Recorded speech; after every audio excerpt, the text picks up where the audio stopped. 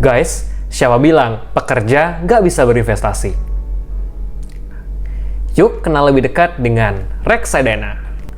Oke guys, di video kali ini kita akan kenal lebih dekat dengan reksadana. Kita akan mempelajari apa itu reksadana, mengetahui apa return dan risiko yang didapat jika kita berinvestasi di reksadana, dan bagaimana sih cara untuk mulai berinvestasi di reksadana. Tapi sebelum itu, kita harus tahu apa sih yang menjadi pengertian dari investasi.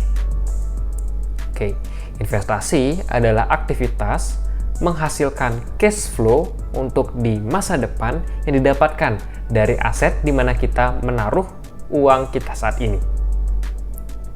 Nah, cash flow yang ada di masa depan ini biasanya memiliki tujuan yang berbeda tergantung masing-masing orang. Ada yang ingin digunakan sebagai dana liburan, ada yang digunakan sebagai dana sekolah anak, dan lain-lain.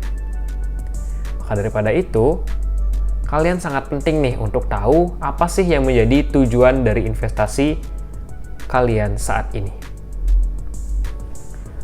Kita tentunya harus berinvestasi dikarenakan kita tentunya tidak akan produktif selamanya.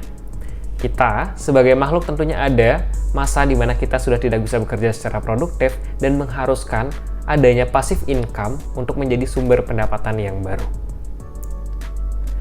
Di Indonesia sendiri, kita mengenal 3 instrumen investasi yang cukup familiar ataupun populer di Indonesia.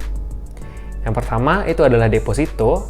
Deposito adalah kita menaruh uang yang kita miliki ke bank untuk dijadikan sebagai aset bank yang nantinya digunakan bank untuk dipinjamkan ke perusahaan-perusahaan ataupun ke nasabah-nasabahnya yang lain, dan bank mendapatkan bunga melalui peminjaman tersebut dan nasabah mendapatkan bunga dari bank tersebut. Biasanya bunga yang ada di deposito tergantung nih dari kondisi suku bunga yang ada di Indonesia. Untuk saat ini suku bunga di Indonesia ada di sekitar angka 6%. Yang kedua itu adalah obligasi.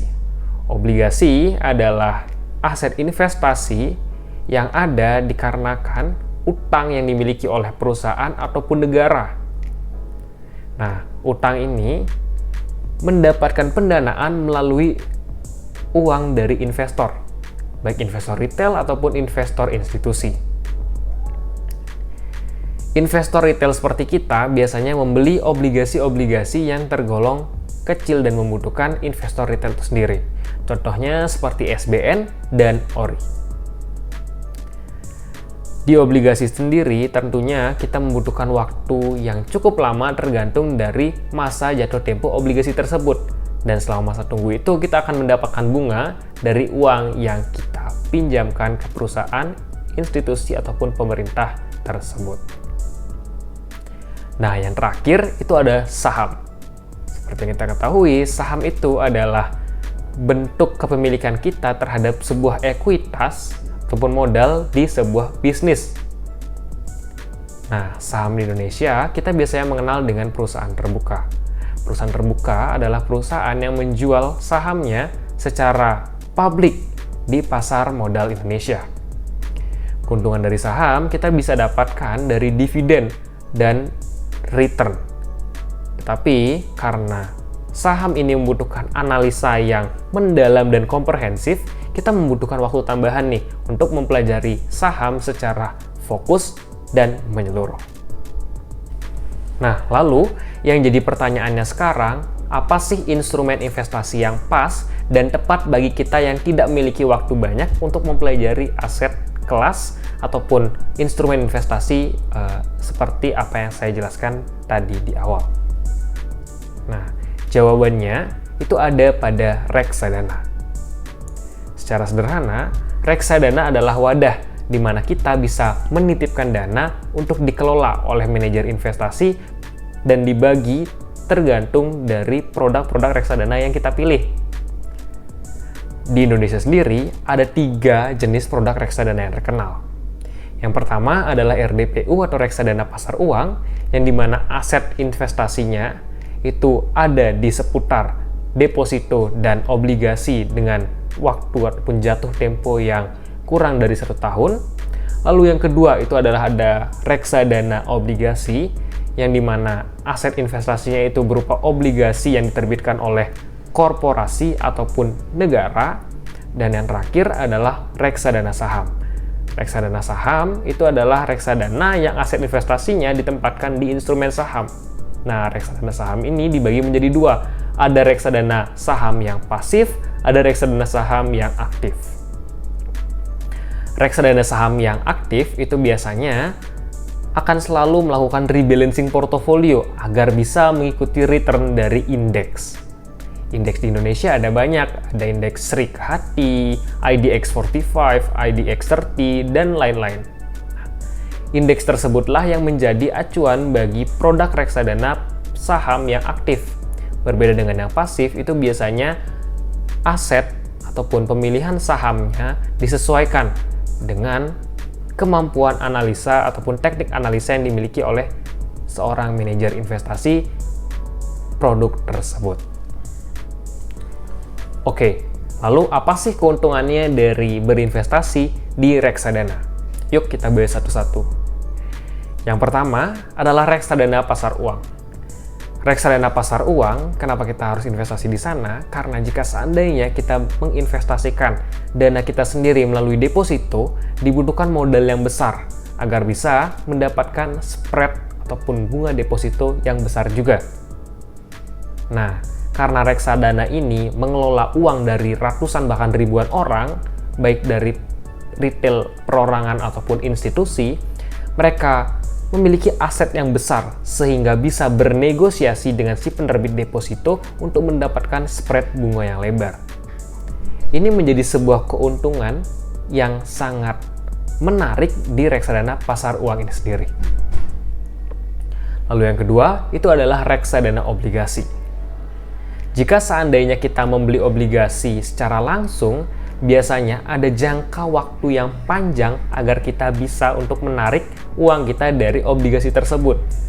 Dan jika seandainya kita menarik sebelum waktunya, kita akan dikenakan dengan penalti. Sementara di reksadana obligasi, tidak ada jangka waktu yang diharuskan untuk kita menunggu dana tersebut. Dan kita bebas untuk menarik dana tersebut kapan saja. Dengan minimal belanja 100.000 ataupun dengan minimal pembelian 100.000, kalian sudah bisa nih berinvestasi di reksadana obligasi. Lalu yang terakhir itu adalah reksadana saham. Sebagian besar orang yang ingin berinvestasi di pasar saham tentunya harus memiliki pengetahuan dan ilmu yang komprehensif dan bisa membuktikan imbal hasil dan returnnya yang bisa diimplementasikan secara maksimal.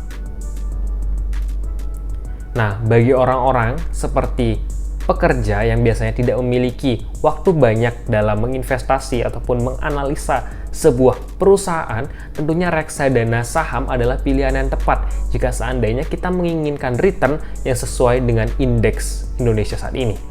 Misalnya, kita bisa memilih indeks IDX 30 untuk memilih 30 saham dengan market cap dan kualitas terbaik yang ada di Indonesia itu sendiri. Nah, tadi kita sudah bahas keuntungannya, sekarang kita akan lanjut bahas resikonya. Di reksadana sendiri, terdapat banyak sekali fee jika kita menginvestasikan uang kita di suatu produk reksadana. Ada manajemen fee, ada custodian fee, dan berbagai macam fee lainnya. Fee ini memungkinkan kita untuk mengurangi imbal hasil ataupun return yang kita dapatkan dari investasi di reksadana ataupun produk reksadana tersebut. Tapi biasanya fee itu selalu disesuaikan nih dengan kinerja manajer investasi yang ada di produk tersebut. Jika misalnya produk tersebut bisa memberikan return yang baik, biasanya fee-nya lebih tinggi, tapi jika return-nya tidak terlalu bagus namun cenderung stabil, biasanya fee-nya cenderung lebih rendah. Nah, selain itu, resiko jika kita seandainya berinvestasi di reksadana, kita ada kemungkinan untuk memilih produk reksadana yang salah.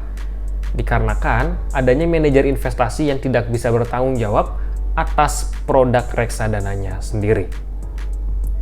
Sudah banyak nih kasus di mana manajer investasi dipenjarakan ataupun tidak bisa bertanggung jawab atas dana yang ia kelola, sehingga mampu memungkinkan investor untuk merasakan kerugian yang cukup dalam.